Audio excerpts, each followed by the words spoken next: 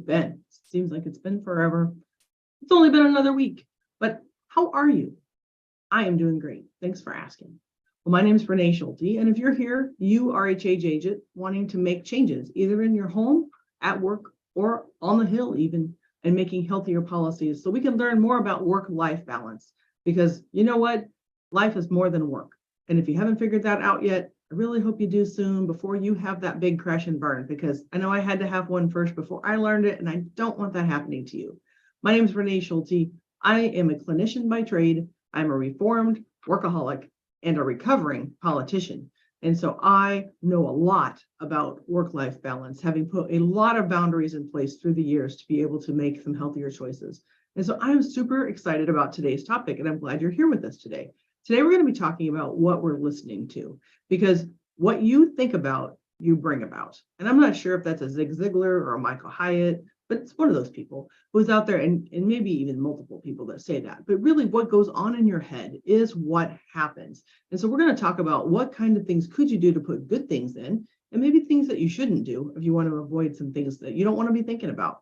But first, before we get started, I want to say a special thank you to Lisa and Tanya, who always catch the replays, and for Melanie, who always tries to grab on afterwards. If you're here today, whether you're live or on replay, put listening, because that's what we're going to be talking about today, is how are we listening, and how does that impact who we are as people, and how does that impact us when we're trying to get good things done in the world?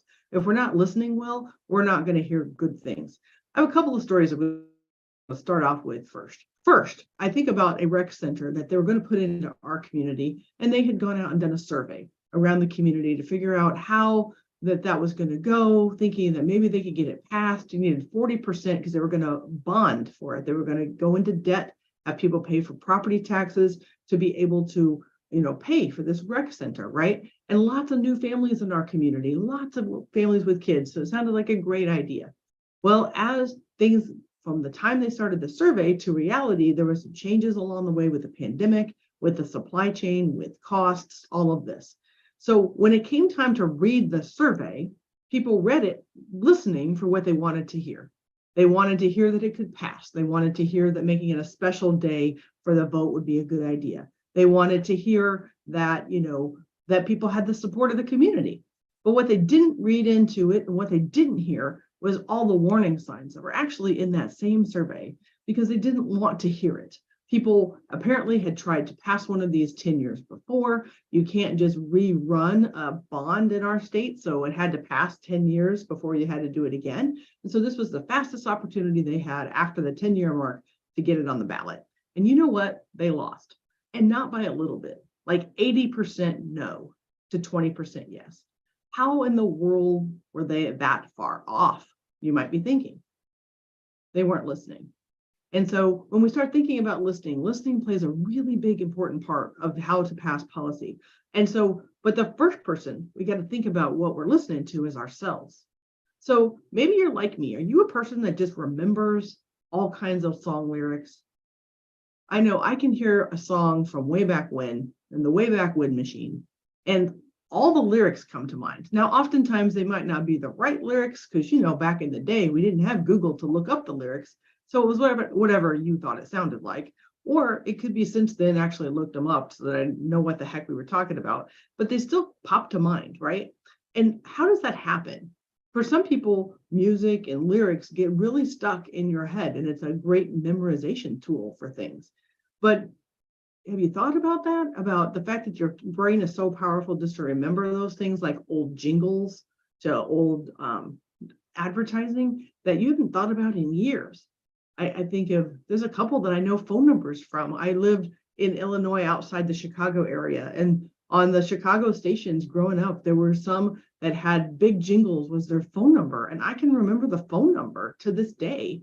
And not because I need it or because I need it for any good reason, but because I just listened to it over and over. I remember lyrics to the Chicago Cubs baseball winning song because we sang it so often. And so it's like, that's crazy, right? So think about what your brain remembers, and then think about how does that impact you when you consider what you're going to put into it during the day. Because if you're a person who already maybe doesn't have the most positive self-talk, Your brain is hearing you say all those negative things over and over and over and over. And after a while, it starts believing what it hears. And so we're going to be thinking about what can you do if you want to listen to and think about good things. So I'm going to give you some practical tips today. We're going to talk about 3 really good ideas and 1 idea that's going to save you a lot of heartache. The first one is you can use some apps like a Headspace or something like that, where it teaches you how to relax, teaches you how to focus on something positive. Sometimes those have like a positive thought for the day, maybe a good reflection or things to think about. Maybe you're a person that has a spiritual faith that you want to listen to, a devotional, listen to a reflection of a scripture passage. All of those things can be positive that you put in. It's going to be uplifting content so that you can remember and think about good things. A second idea are podcasts, right? Depending again what you like to listen to, there's some amazing podcasts out there that either are really educational or they can be really hilarious and really funny. So if you're looking for something light and upbeat, you might listen to somebody like The Office Ladies. Those guys crack me up. And that's just really fun. I loved The Office in the 90s and the 2000s, and I think it's a great show. And so for The Office to now be such a part of our culture is crazy. And what happened was during the pandemic, everybody binged that show from beginning to end. So now there's this cult-like following of this show. They're hilarious. They go through all the different seasons and talk about each show, kind of behind the scene looks from people that were there. And it's really fun. But I also really like health. So I think of Andrew Huberman and the Huberman Lab, or I think of the Model Health Show and Sean Stevenson, 2 guys who really put a lot of energy and effort into understanding health and what is good for your health and bad for your health. I believe that Dr. Huberman is a neurologist or a neurobiologist, I believe. And so he's just super brilliant. And they bring on quality, amazing interviewers that you could talk about all kinds of things like sleep and about like what you should eat and about caffeine and how to, deal with the light of the sun and how that helps you wake up in the morning and just all sorts of really cool stuff. And so if you're needing positive things in your mind about how do I be healthier? How do I eat healthier? Maybe one of those kind of shows would help. And then finally, you can think of, if you're into Bibles and scripture, things like the Joyful Journey podcast. They talk about how do you live life from a lens with a religious perspective for maybe the way you want to live and the way you want to go and the way you want to be guided in life, and gives you some ideas for practical applications of how to live and how to live that good quality life you're thinking about. A third tool we need to think about is something about how do we shift our mindset. There's an app called Think Up app. The Think Up app, you actually put in meditations and you can create your own. So if you're not a big meditator and you don't think that's quite right for you, you can put in other things. Like you can put in scripture as the meditation. You can put in your own ideas of what you want to meditate on, but it gives you all these ideas across the board. And then what it does is you record it in your own voice so that you hear yourself telling yourself the things that you need to know and that you need to hear. So instead of telling yourself maybe that I'm a mess or that I am overweight and I can't lose weight, you can tell yourself in your voice, I'm learning how to eat healthy. I'm learning how to be healthy. I'm learning how to keep my home clean. Whatever that is, you can rephrase that. My house is clean or whatever, and rephrase it so you hear it in the positive and it's still in your voice. So it kind of counters the voice that you hear in your head all the time. Because the voice in your head, again, may not be super positive, especially if you've had other people in your life that have kind of poured into that, right, and given you some negative things to think about. So a Think Up app might be really helpful for you to think about. So I'm going to give you another story. My partner and I, we spoke at a conference 3 weeks ago now, in a room of about 80 people. And at the end of the conference, everybody gets to give their feedback, right? And so we got the feedback a week or so after the fact, but in the same room, listening to the same presentation, the same stuff came out of our mouths, right? Myself and my business partner, both of us speaking, we said the exact same thing to 80 people. The people in the room did not take it all the same way. We had hilarious feedback on both ends of the spectrum on a lot of topics. For example, one person said, that hour went by so fast. The other person said, very, very, very slow, in the same room. One person said, what great information I could take back to my colleagues. The person said, no, the content was very poor. Another person said, the two of them worked so great as a team, really fun, hilarious to listen to. The other side said, I would rather just hear one of them and not the other. And then finally, somebody said, back to bad content, the content was just not good. It was too general. And the other side said, with really great take-home applications. So what happened in that room? First of all, it's not about me. I'll tell you that straight up. Because when you speak to 80 people in a room, you cannot possibly be all of those things at the same time. So what's different? It's the person that was listening and their mindset, what they told themselves. They could have had different expectations coming in. They could have had different ideas of what a good presentation would be, or what they were looking for, or whatever, right?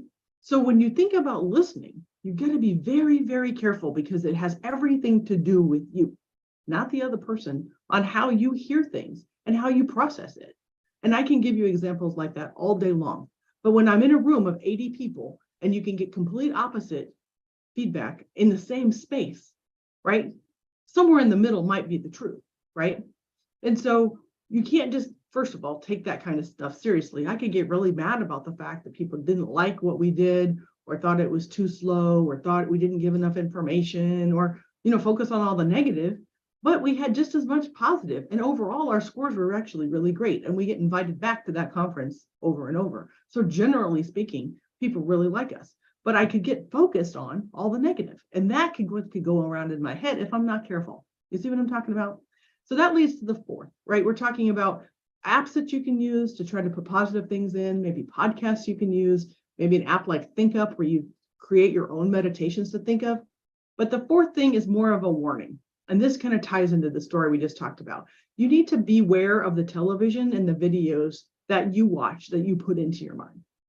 Now, I'm a person that's really visual. And so there are things that I don't need to see on TV. Part of that started when I worked in human services, and I worked as a provider that worked with DHS a lot. And I would go into people's homes and see real life bad stuff happening to real life good people. I would see child abuse situations. I would see domestic situations, right? I don't need to see that on television to imagine a world in which that exists. It already exists. I know it exists. So I don't need to watch more of it, because my brain can just fine create those images in my head. It's very visual. So I'm very careful about what I watch. I watch a lot of things that are funny. I watch things that are humorous, that make me laugh, because that's what I need more of in my life. I don't need the more depressing stuff. And on that point, turn off the news. The news is super biased to one perspective, and it's really sensationalizing all the bad stuff in life, because that's actually what gets people to turn on the channel in the first place. But it's not the stuff you need to know. Think about this. Even 20 years ago, when there was a tsunami on the other side of the world, you didn't hear about it or know about it. You definitely didn't know every single time there was a shooting in every single location around the globe. But today, that's all we talk about. And we don't talk about all the good things happening in between the bad. And so now it feels like there's so many more bad things happening. And in some cases there are. But in other cases, there's a lot of great stuff happening out there, but that's not what's getting reported. So if I were you and you really struggle with this like I do, just turn that stuff off. You're going to hear the big things regardless. It's everywhere. You're not going to miss it. And the stuff that you didn't need to know in the first place, it's okay not to know about something you can do nothing about in someplace else. So when you start thinking about this, beware of what you put in your mind, because what you think about, again, you bring about. And so making sure you put in good quality things, this is going to be transformational for your work and for your business. Until next time, let's make